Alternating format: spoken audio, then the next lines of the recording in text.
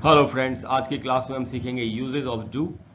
Do के uses सीखना हमारे लिए बहुत ज़रूरी है अगर हम सही मायने में इंग्लिश लिखना या बोलना चाहते हैं तो। और एक्चुअली डू का यूज़ हमको कई बार बहुत कंफ्यूज करता है कि कैसे डू यूज़ होगा।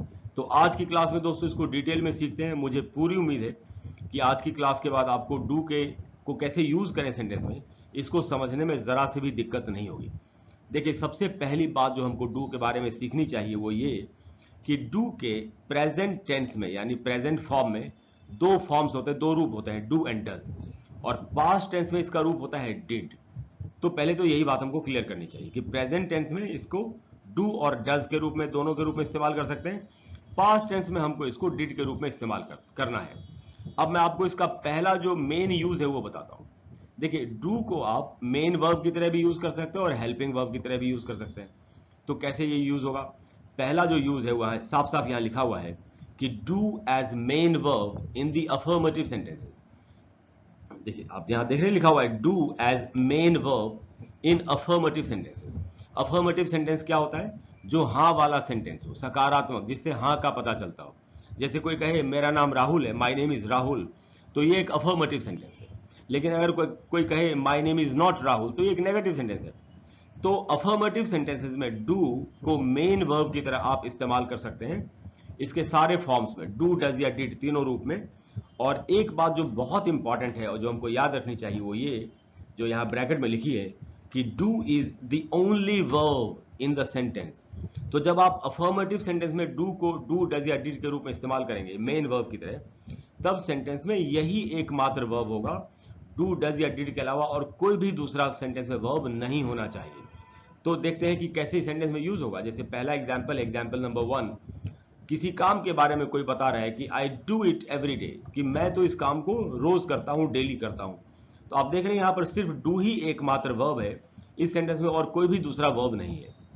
दूसरा जो एग्जाम्पल उसमें कहा जा रहा है कि he does his work beautifully, वो अपना काम बड़ी खूबसूरती के साथ करता है। इस सेंटेंस में भी अगर आप देखेंगे तो सिर्फ डज का इस्तेमाल हुआ है, जो डू का ही रूप है, और कोई भी दूसरा वर्ब इस सेंटेंस में नहीं है। तीसरा जो सेंटेंस है उसमें कहा जा रहा है, पास्ट टेंस में डू का इस्तेमाल हुआ है डिड के रूप में, कि शी डिड इट यस्टरडे, उसने इस काम को कल किया। इस सेंटेंस में भी अगर आप देखेंगे तो डिड के अलावा और कोई भी दूसरा वर्ब नहीं है। यानी डू का जो पहला यूज है वो है डू को मेन वर्ब की तरह यूज करना अफर्मेटिव सेंटेंसेस में। अब हम डू का दूसरा यूज देखते हैं। अब है डू एज ऑक्सिलियरी, यानी कि हेल्पिंग वर्ब। तो डू को हेल्पिंग वर्ब के रूप में जब आप इस्तेमाल करेंगे तब ये नेगेटिव सेंटेंसेस में इस्तेमाल होता है एंड इंट्रोगेटिव सेंटेंसेस में इस्तेमाल होता है विद मेन वर्ब, और फिर उस सेंटेंस में एक मेन वर्ब भी होगा।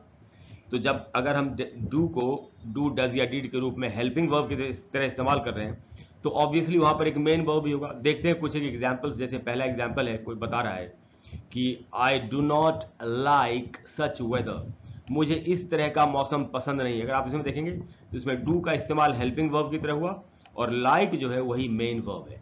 सच का मीनिंग होता है ऐसा, तो I do not like such weather, और ये एक नेगेटिव सेंटेंस है इसलिए इसमें डू का इस्तेमाल हेल्पिंग वर्ब के रूप में हुआ। जो एग्जाम्पल नंबर 2 है वहां कहा जा रहा है he does not come here daily, वो यहाँ रोज नहीं आता। इसमें भी डज जो डू का ही रूप है हेल्पिंग वर्ब की तरह यूज हुआ है और इसमें कम मेन वर्ब है, मुख्य क्रिया है। जो तीसरा सेंटेंस है उसमें कहा जा रहा है she did not complete her work on time, उसने समय पर अपना काम पूरा नहीं किया। इस सेंटेंस को भी अगर आप देखेंगे तो इसमें डिड हेल्पिंग वर्ब की तरह इस्तेमाल हुआ जो डू का ही रूप है, और कंप्लीट ही इसमें मेन वर्ब है, और ये भी एक नेगेटिव सेंटेंस है। तो ये तीनों नेगेटिव सेंटेंसेस थे। अब हम आते हैं इंट्रोगेटिव सेंटेंस पर। जैसे कोई किसी से पूछ रहा है डू यू हेट कॉफी, क्या आपको कॉफी बिल्कुल भी अच्छी नहीं लगती, बहुत नापसंद करते हो कॉफी को? तो इसमें डू हेल्पिंग वर्ब की तरह यूज हुआ और जो मेन वर्ब है वो है हेट, जिसका मतलब होता है नफरत करना या सख्त नापसंद करना। जो नेक्स्ट एग्जाम्पल है, एग्जाम्पल नंबर 5, उसमें कोई किसी से पूछ रहा है कि किसी के बारे में कि does he live with you, क्या वो तुम्हारे साथ रहता है? तो इसमें डज हेल्पिंग वर्ब की तरह इस्तेमाल हुआ और लिव मेन वर्ब की तरह इस्तेमाल हुआ। और जो लास्ट एग्जाम्पल उसमें पूछा जा रहा है कि did she forget her purse, क्या वो अपना पर्स भूल गई? इसमें भी डिड हेल्पिंग वर्ब की तरह इस्तेमाल हुआ और जो फॉरगेट जो वर्ड है वो मेन वर्ब की तरह इस्तेमाल हुआ। तो हमने क्या देखा कि नेगेटिव सेंटेंस में या इंट्रोगेटिव सेंटेंस में डू, डज या डिड हेल्पिंग वर्ब की तरह इस्तेमाल होते हैं और इनके अलावा सेंटेंस में एक मेन वर्ब भी होता है। अब हम डू का अगला यूज देखते हैं। अब डू एक इम्फैटिक सेंटेंस में भी यूज होता है। इम्फैटिक सेंटेंस का मतलब क्या है? जब हम अपनी बात को जोर देके कहते हैं, जोरदार तरीके से जब हम अपनी बात को कहते हैं, तो ऐसे सेंटेंस को, जिस सेंटेंस में कहते हैं, ऐसे सेंटेंस को इम्फैटिक सेंटेंस कहा जाता है। जैसे एक एग्जाम्पल है, कोई बता रहा है I do come on time daily. मान लेते हैं किसी के ऊपर ब्लेम लगाया जा रहा है कि आप टाइम पर नहीं आते, तो कह रहा है मैं समय पर तो आता हूं, मैं समय पर आता ही तो हूं रोज, तो आता ही तो हूं, जाता ही तो हूं, इस तरह के, या मैं करता ही तो हूं, इस तरह के सेंटेंसेस एम्फैटिक सेंटेंसेस होते हैं। तो इनमें क्या होगा, डू तो यूज होगा ही और एक मेन वर्ब जो है कम, जिसके या जो भी मेन वर्ब है जिसकी बात की जा रही होगी सेंटेंस में, वो आपको यूज करना होगा। तो ऐसे बोलेंगे I do come on time daily. तो यहां पर अपनी बात पर जोर देने के लिए मेन वर्ब के पहले आपको डू का या डज का या डिड का इस्तेमाल करना है, जो भी टेंस है। तो I do come on time daily, मैं समय पर आता ही तो हूं रोज। या oh she does like it, हाँ हाँ उसको बिल्कुल पसंद है, वो पसंद करती तो है, इस बात को जोर देके कहा जा रहा है। और पास्ट टेंस में oh he did tell you not to do it, उसने तुमसे कहा ही तो था कि तुम इस काम को ना करो, या उसने तुमसे जरूर कहा था, इस तरीके से ऐसे समझना है। तो इम्फैटिक सेंटेंस में डू का इस्तेमाल इस तरीके से आप करेंगे, उसके फॉर्म्स में, जो जो डू डज या डिड है उनके फॉर्म्स में।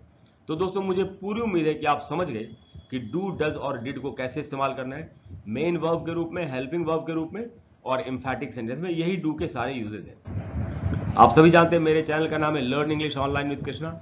अगर आपको आज की क्लास अच्छी लगी हो, आप चाहते हैं मैं आपको इस तरह के वीडियोस और भी बना के देता रहूं, तो प्लीज वीडियो को लाइक करें, चैनल को सब्सक्राइब करें, शेयर करें, ऑल नोटिफिकेशंस को जरूर ऑन कर लें बेल आइकॉन को प्रेस करके, जिससे कि मेरा कोई भी वीडियो आपसे मिस ना हो। Thank you very much.